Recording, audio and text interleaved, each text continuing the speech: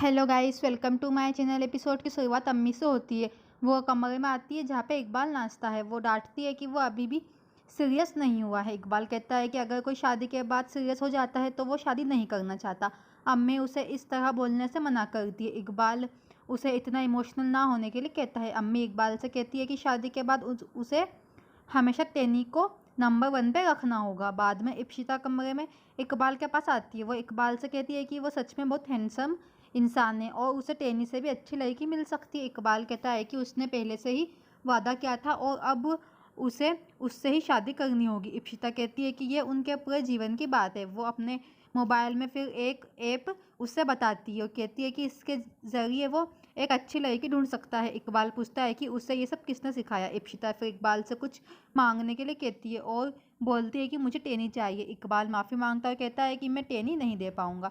इप्शिता नाराज़ हो जाती है। फिर इकबाल सोचता है इंदु टेनी को पिछली शादी के बारे में विचारों में खोई हुई रहती है, जबकि वो टेनी के मेकओवर में मदद करती है। टेनी चिढ़ जाती है और उसे जल्दी तैयार करने के लिए कहती है और कहती है कि अब पिछले विचारों को खो जाने से कोई मतलब नहीं है। फिर इंदु मांग टीका ढूंढती है। पार्थ दरवाजे पर आता है। इंदु और टेनी दोनों मांग टीका खो जाने के उससे टेंशन में रहते हैं। फिर पार्थ बोलता है कि मैं मैनेज करता हूँ। वो अपने कमरे में जाता है और फिर पार्थ उसकी शादी के दौरान जो टेनी ने मांग टीका पहना था वो देखता है। फिर इकबाल नीचे आता है और फिर मौलवी का वेलकम करता है। फिर पार्थ टेनी के लिए मांग टीका लेकर आता है। वो उसे पहचानती है और फिर पार्थ से कहती है कि अतीत के बारे में सोचना व्यर्थ है। वो मांग टीका पहनने की कोशिश करती है। पार्थ पूछता है कि जब वो जीवन में आगे बढ़ने का फैसला कर चुकी है तो वो परेशान क्यों है। वो उसे फिर मांग टीका पहनने में मदद करता है। नीचे मौलवी साहब ने अम्मी से दुल्हन को नीचे लाने के लिए कहा।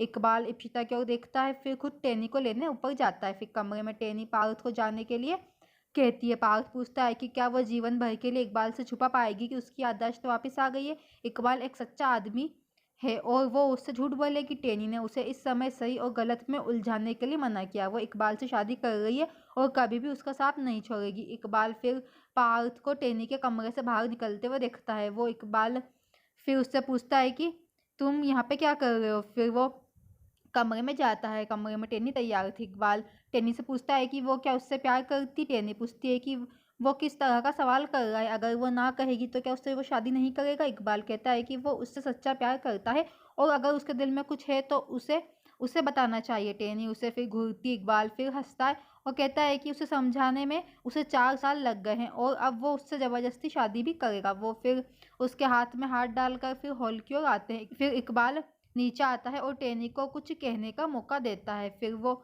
याद करता है कि जब पार्थ और टेनी बातें कर रहे थे तब उसने उनकी बातें सुन ली थी। फिर वो मौलवी साहब के पास जाता है और उनका धन्यवाद देता है और कहता है कि आप यहाँ पे आए उसका बहुत शुक्रिया, लेकिन अब ये निकाह नहीं होगा। अम्मी चौंक जाती है। इकबाल कहता है कि टेनी उसके लिए नहीं बल्कि किसी और से प्यार करती है। टेनी रोती है। इकबाल टेनी के पास आता है और शिकायत करता है कि उसने उसे अपने बात क्यों नहीं बताई और उसने उसे एक दोस्त भी नहीं समझा। वो कहता है कि उसने उसे एक मौका दिया था लेकिन उसने कुछ नहीं कहा, अब उसकी बारी। वो टेनी के साथ एक बिजनेस पार्टनर के रूप में ही ठीक है, लेकिन अब वो सिर्फ पार्थ की है और वो ही उसके जीवन साथी बनने का हकदार है। उसे अपनी बेटी, उसके पति और उसकी फैमिली को उसके लिए छोड़ने की ज़रूरत नहीं है। इकबाल फिर इप्शिता के पास आता है और उसे अपनी टेनी मम्मा दे देता है और बदले में इप्शिता से पूरे जीवन के लिए दोस्ती मांगता है। इप्शिता इकबाल की शुक्रगुजार रहती है और उसे गले लगा लेती है। वो फिर टेनी को गले लगाने आती है। इकबाल कहता है कि दिल्ली के लोग थोड़े पागल भी रहते हैं, वो अब और यहाँ पे नहीं रुक सकता।